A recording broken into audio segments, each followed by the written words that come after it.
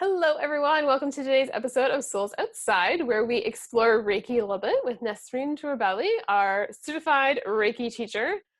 Before we meet her and learn how to follow in her soul prints, we just chat a little bit about skepticism and how there's so much in our world outside of our visible reality, and how to really just start engaging with that curiosity place. So stay tuned.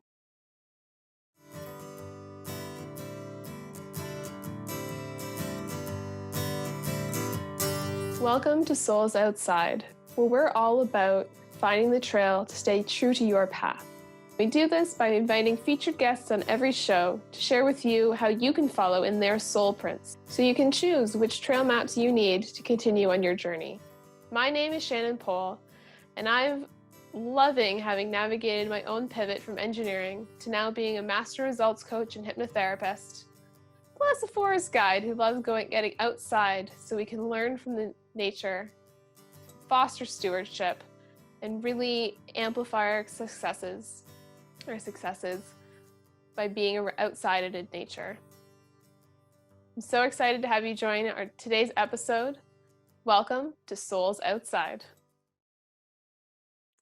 All right, hello everybody. So today we have an awesome human, Nasreen Toorabally, who is a certified Reiki teacher coming on. And well, I'm pretty sure I've shared my hypnosis story with everyone before, maybe, but I wanted to go into a little bit more detail. So when I first began my journey, and I'm sharing this because I think Reiki is one of those other modalities that is a little bit like, what? This energy stuff? And having experienced it with Nasreen, both in person and now virtually, I can tell you it's awesome and you can feel it and it's amazing. And she'll be the one to tell you too when you hear her story about like moving through with skepticism, because she also started her journey from that skeptical place, just like with modalities I'm trained in, I did as well. So hypnotherapy, I blend in with other things. However, I was 100% one of those people that was like, what is this hypnosis business? Like, what? And it was only because the course I was in a course, and one module of it was about hypnotherapy, and you had to do all the modules to get the designation, that I was like, okay, fine, I'll sit through this, I'll do this, like, we'll get her done, because I wanted the certificate at the end. Which turned into designations, which turned into me having a coaching business, which was also cool. So I just wanted to open up this space that the things that we're skeptical about often are also things we're curious about. And it's kind of that there's some sort of like worry or like stigma thing associated with them, that it's like you don't know if you should be interested in them. That kind of happens. So that's where we get a lot of our skepticism, because it's things that we're curious about and we're not sure if we should stop shoulding all over yourself, if we should be interested in them. And that's where we get into that skepticism, because that's also the battle between like our conscious logical minds of like what we know to be true because we can touch it and feel it, and that unseen world. So that was my, with hypnotherapy, it was this weird thing, like, touch anything, like, things in our society, like behind how to communicate effectively with different people and how to stand in leadership. Those are accepted norms in our world. Whereas being able to work with the mind-body connection, it's getting a lot more normalized. And even 5 years ago when I started this journey, it wasn't as much as where it is now. And it's going to go so much further as we continue to talk about mental health in our society and mindset, and as meditation grows, all these other wonderful modalities that work with our energy forces, with our mind-body connections, are also going to continue to grow. So skepticism, it's really coming out of curiosity and that like doubt place about if you should be able to do it. And there's also that again, when we can't touch it or feel it. So that's something wanted to highlight. Our universe, we can't see everything in our world. The light spectrum, the whole light spectrum, for those of you who are watching, are from either side of the screen, or even those of you listening, just imagine a ruler, and it's just one tiny little piece of that ruler that is visible light. that we know that. Ultraviolet light, we know that exists. However, you don't see it, you can't touch it, you see the results of it. And that's where things are often skeptical, is because we see a result and we don't know how it happened. There's this gap between how it happened and being able to see it in real world. I think that's where a lot of the skepticism comes from, because it's like magic. And it's as we unpiece that, just like I believe it was Einstein, it was Einstein that said it, might not be, that, like, who would have ever thought that flicking a switch would turn on light? I don't think this was Einstein. I think it was just about what he did, some of the work he did. Anyways, totally botching this up. However, point being, flicking a light switch and having a light turn on, that was magical when it first happened. And now we understand about the electrical currents, and you flick it on, it connects the current, connects the circuit so that electrons can flow, and it turns on our light bulb. Now we have LED light bulbs and all these things. So we've, if the thing happened, it was magic. And then we understood the science behind it. And that's exactly what science is doing with a lot of these modalities that are magic.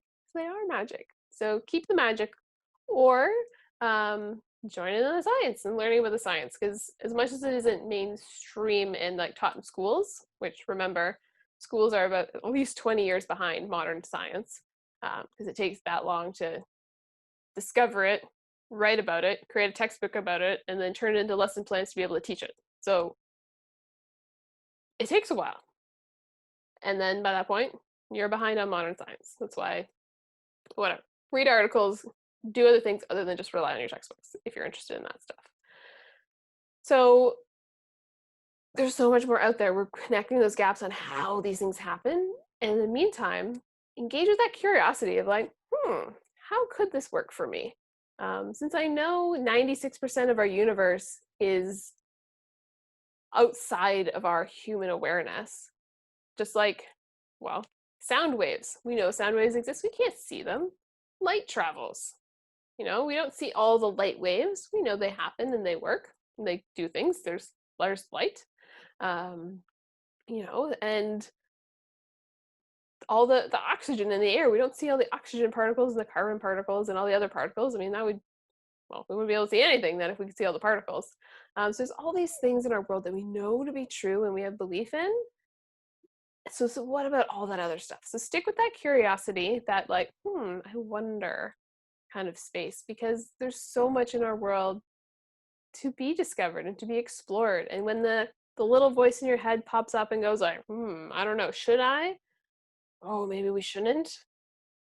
Just, do a quick safety check, make sure it's physically safe, mentally safe, which this episode is.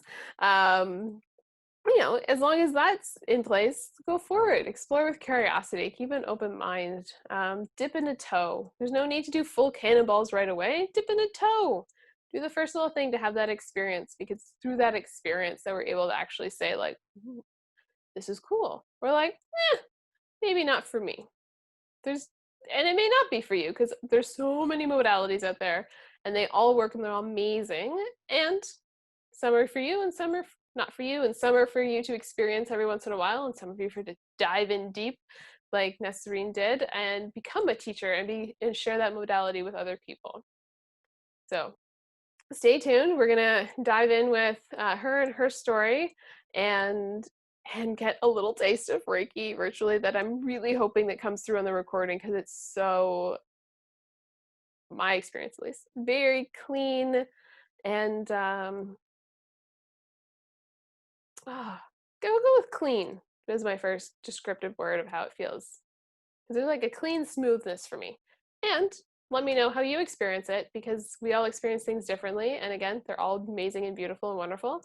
So let me know and stay tuned.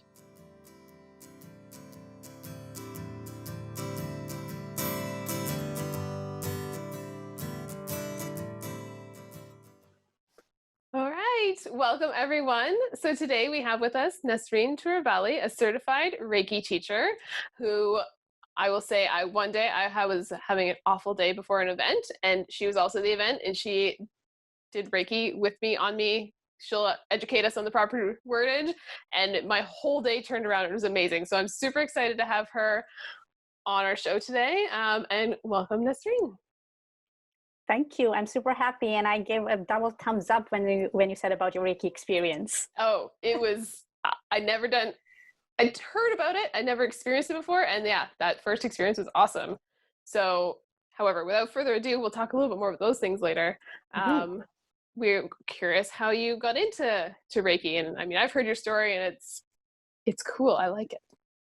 Thank you. So, I'm basically a practical person. Like, if I can't see it, I can't really believe it. But that's not to say that, I didn't believe in horoscopes and, things unknown. I know those things exist, but I thought it's not ready for me. Yes. Right? Oh, I've been there. So with Reiki, kind of similar thing. It was my mother actually who needed to heal herself and got into Reiki first. And I was her guinea pig. She needed somebody to practice. She needed somebody to do attunements on. And also, I guess, as a parent, if you have some really great stuff going on and it's helping you, you want to do that on your kids and family, right? But I couldn't feel it. And you can't say no to your parents. I'm like, okay, mom, do whatever you need to do. But in hindsight, when I think about it, because I was in Canada, she was in Japan, or she would be in India, and then we would, connect. And then she would say, hi, like, what's going on? Are you feeling all right? And I would say, no, I'm actually not feeling good. And then she'd say, yeah, same with me. And I have not been sending you Reiki. So I'm like, yeah, coincidence, but it happened again and again. And obviously now when I think about it, I feel like it was Reiki that was working. So how did I get into Reiki, right? Yeah.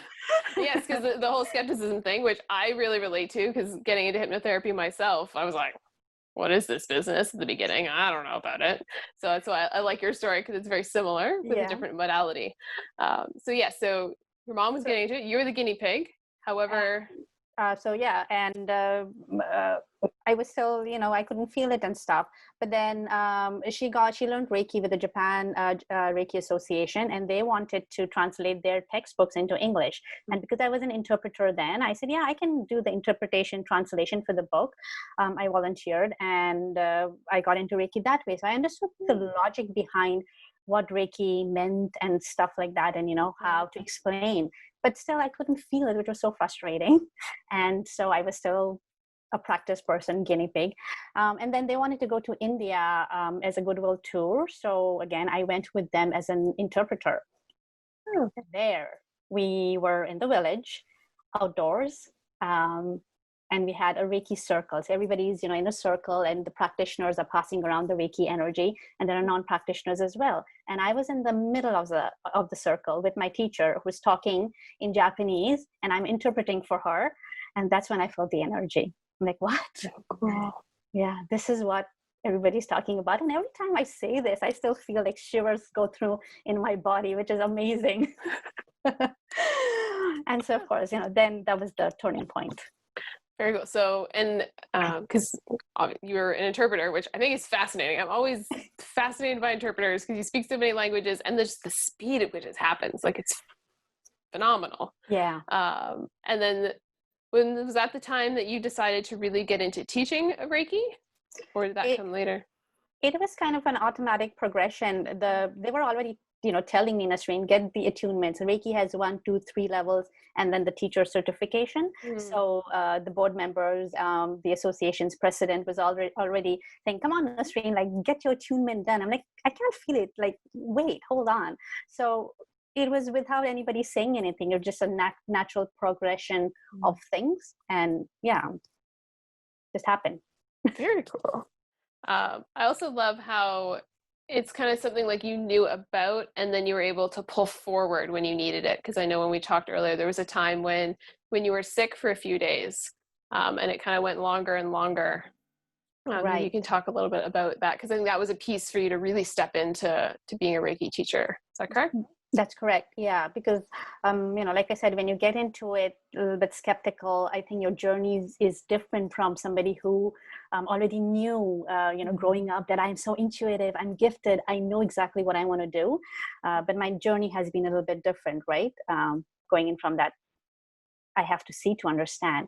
So I got into Reiki. I became a teacher. I knew how to teach. I understood those things, but I don't think I really took responsibility and understood really the big thing that Reiki could do. So a few years ago, like everybody else, I felt sick and I was in bed.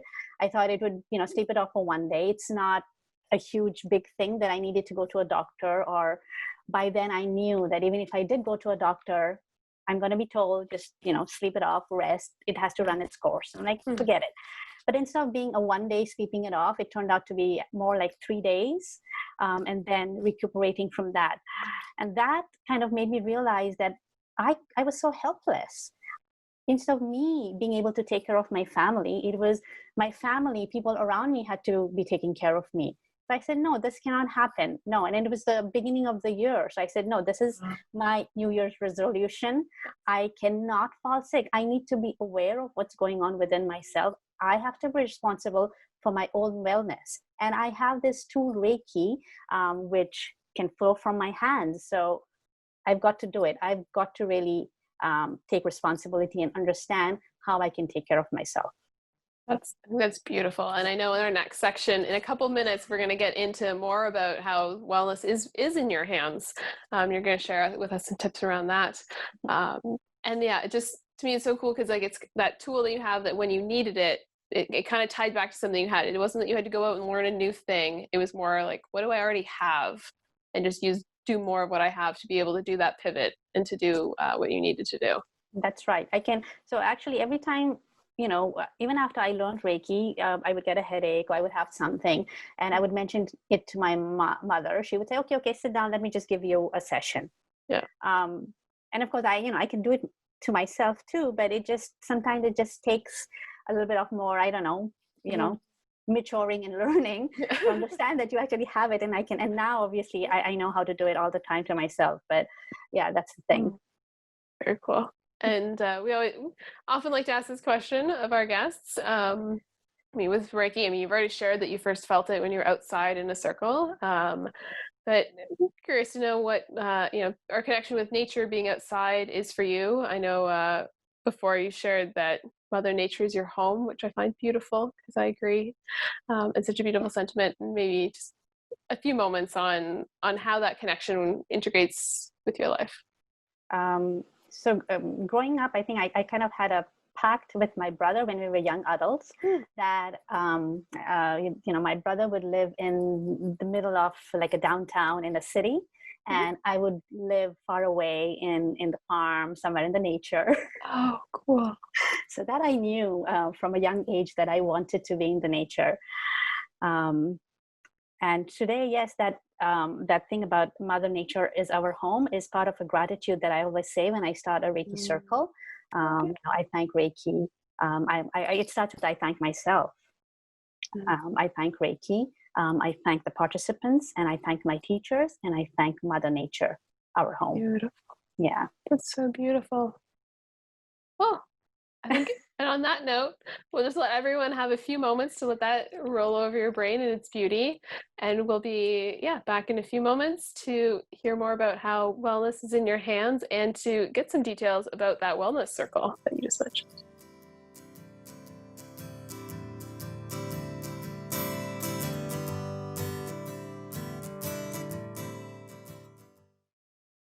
All right, welcome back, everyone. So we still have with us Nasreen Toorabally, who is a certified Reiki teacher, and now she's going to talk to us about how wellness is in our hands. So excited. So, Nasreen.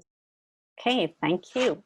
All right, so before I begin to say wellness is in our hands, I want to explain to you a little bit about what Reiki is, right? So Reiki is actually a Japanese word that means energy of the universe, which is basically around us. It surrounds us, but it's also within us. It's that life force energy, right? Now, what is the life force energy? To live, we need to breathe, right? Our blood needs to circulate.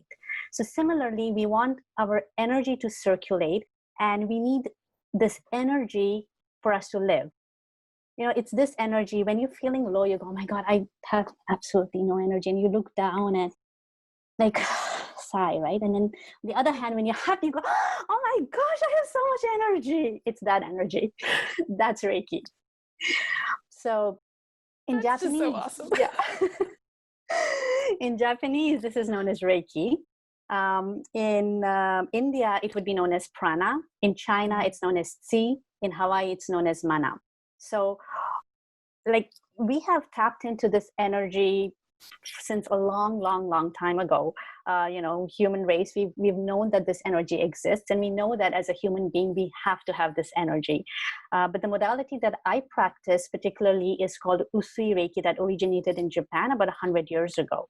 So that is Reiki, and the Reiki that I practice. So that's Reiki in a nutshell.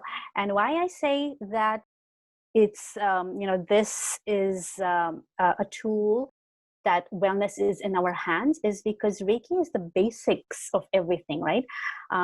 Because like I said, the Reiki energy is what we need to survive and live. So I like to give an example of a cup. We have a cup full of energy.